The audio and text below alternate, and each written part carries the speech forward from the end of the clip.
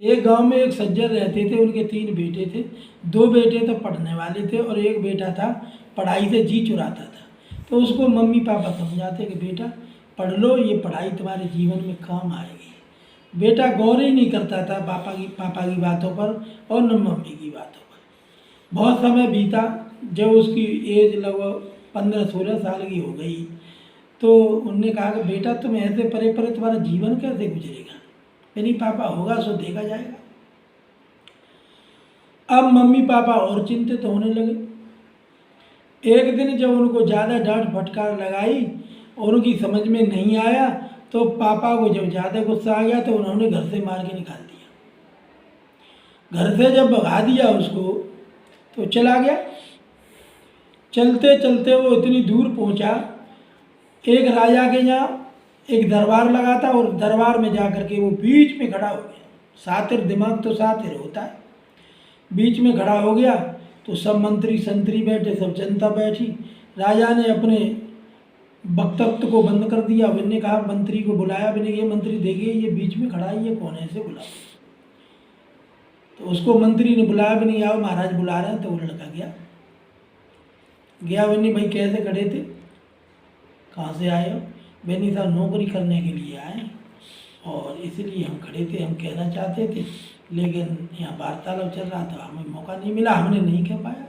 बताओ कि नौकरी करने के लिए आए थे, क्या कर लेते हो कि जो कोई न करे वो काम करते हैं महाराज। मैंने ऐसा क्या काम है कि जो कोई न कर पाता उसको हम करते हैं। कि अच्छा कितना पैसा लोगे कि 1 लाख टका चाहिए मुझको हर महीने। राजा ने कहा ठीक है। मंत्रियों से विचार किया। मैंने ठीक है, ये तो बहुत अच्छी चीज़ है।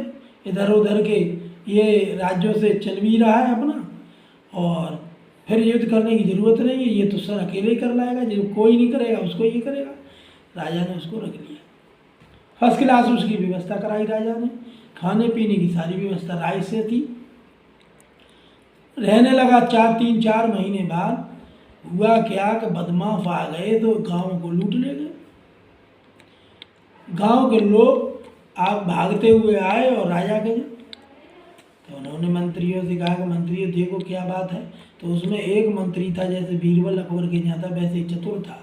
तो उसने कहा कि महाराज वो लकटकिया पड़ा है, वो क्या काम करेगा, उसको सौंपो। राजा ने उसको बुलाया। मैंने क्यों भाई राज्य में ये चोरी डकैती पड़ रही है, तुम पढ़े हो। महाराज हमको किसी ने बताया ही नहीं, यदि हमको कोई बताता तब तो पता चलता। मैंने ठीक है, ये व्यवस्था देगी कि आज के बाद डकैती नहीं पड़ेगी। ठीक है महाराज। अब वो देखने लगे। मैंने बेंचों में अकेला बदमाश बहुत सारे आते हैं, मैं तो मारा जाऊंगा। जब मारा जाऊंगा अब इनके दिमाग में ये फतूल चलने लगा। महीना 6 महीने बीत गए, कोई चोरी नहीं हुई राज्य में, वो पड़े रहे। मैंने कि महाराज कोई चोरी तो नहीं हो रही कि नहीं। उसी दरमियान में राजा के मंत्री होने के नाते और सबसे ऊंचा मंत्री था उसकी शादी भी हो गई। तो अब पति पत्नी दोनों मस्त से रह रहे हैं, उनको किसी बात की टेंशन नहीं है कि वो लाख टका मिल जाता है हर महीने। खाना पीना राजा का है। उसके बाद क्या हुआ, एक दिन चोरी पड़ गई तो राजा ने फिर बुलाया। मैंने चोरी हो गई। मैंने महाराज कोई सूचना ही नहीं थी।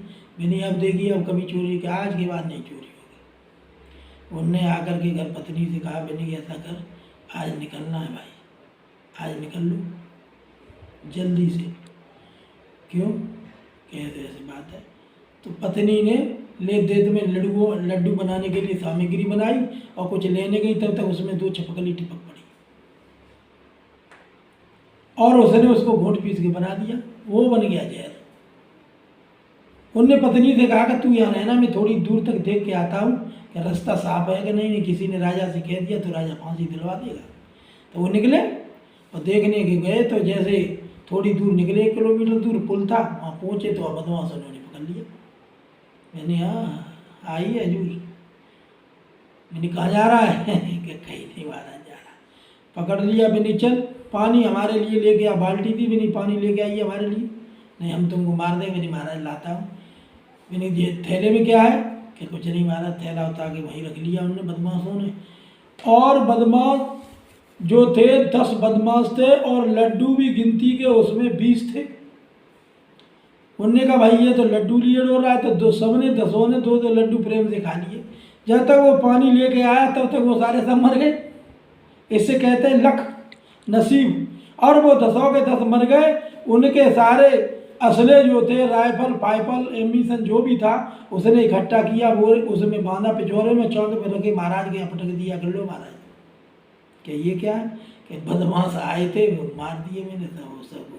रात भर लाशें ढो ढो के लाता रहा, कमरे में बंद कर लिया। सुबह महाराज ने कहा पूछिए वो लकटकिया से क्या हुआ। मैंने महाराज को बुलाओ।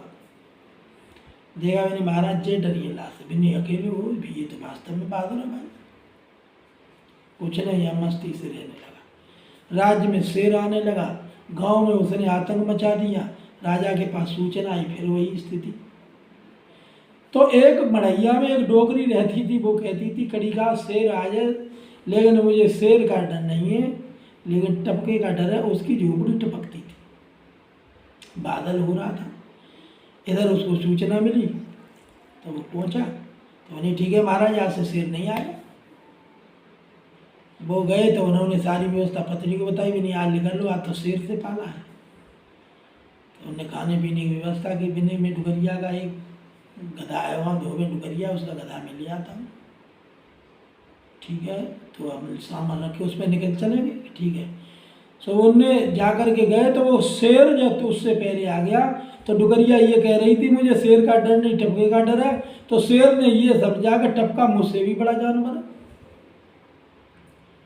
तो शेर वहीं पर बैठा था और डुगरिया ये बात कह रही थी उसकी बात सुनने के लिए। और वो बंदा गया, उसने कहा ये गधा बैठा, अंधेरे का वक्त था, उसने शेर का कान पकड़ा जाके। शेर ने समझा कि ये टपका आ गया, उसने गर्दन नहीं हिलाई, कान पकड़ के लेके आया। और घर लेके आया जब, तो उन्हें लाइट जलाओ, लाइट जैसे जलाई शेर को देखा तो उसको टट्टी पेशाब कपड़ों में हो गई। मैंने ये क्या हम कर रहा है। साकर झट से खोली, अंदर कर दिया, साकर दे के पड़ के सो गया। सुबह ही मंत्री आए, उन्होंने कहा महाराज चलिए, मंत्री जी बुला रहे राजा जी। मैंने जा राजा से कह देना यहीं चले आए, हमें टाइम नहीं, इतना आराम करेंगे क्या, हम जाएंगे। 3 बार बुलाया लेकिन वो नहीं गया, तो राजा वहीं आया। मैंने क्यों भाई, हमने 3 बार बुलाया और आप नहीं गए। कि महाराज ने कहा था आराम भी करूँगा कि नहीं, कि क्या किया है। तो उनने साकर खोली और खोल के महाराज से कहा लाइट जला, महाराज से कहा लाइट जलवाओ। लाइट जलवाई, देखो अंदर जैसे ही राजा को किया तो शेर देख के राजा पीछे का पीछे ही लौटाया। मैंने ओ तुमने ये काम किया है, तुम तो वास्तव में बहादुर हो। तो मेरा कहने का मतलब ये है कि जब व्यक्ति अपनी भगवान के प्रति जब बिल्कुल आसक्त रहता है तो प्रभु उसकी कहीं न कहीं मदद करते ही हैं। तो उसने शेर को पकड़ करके ला करके राजा के वहाँ दरबार में डाल दिया और सभी मंत्री अवाक से रह गए। उसके बाद रानी का हार भी चुर गया। तो उन्होंने कहा उसको बुलाओ। तो उसने कहा महाराज कहाँ, कि हार तो यहीं है। मैंने यही है, मंत्री में घुसुर घुसुर होने लगी, कहने लगे जो इसको पता चल गया। मैंने रानी का हार वहीं पहुँचाओ, यहाँ से लाए थे, वो हार वहाँ का वहीं पहुँचवा दिया। और उस जब हार रानी का मिल गया तो उसने उसकी मंत्री की पीठ ठोकी, भी नहीं शाबाश, अब तुम परमानेंट हमारे महामंत्री हो। अब मंत्री तो थे ही लेकिन उनको महामंत्री का पद दे दिया। और उसके बाद वो घर पर जब आए तो बहुत सारी धन दौलत लेकर के आए, तो घर वाले भी खुश हुए। तो समाज ये चाहता है कि बच्चा क्या करे क्या नहीं करे, कुछ भी करे, लेकिन दौलत ला करके घर पर रखे, जिससे मम्मी और पापा परिवार के सभी लोग खुश हों।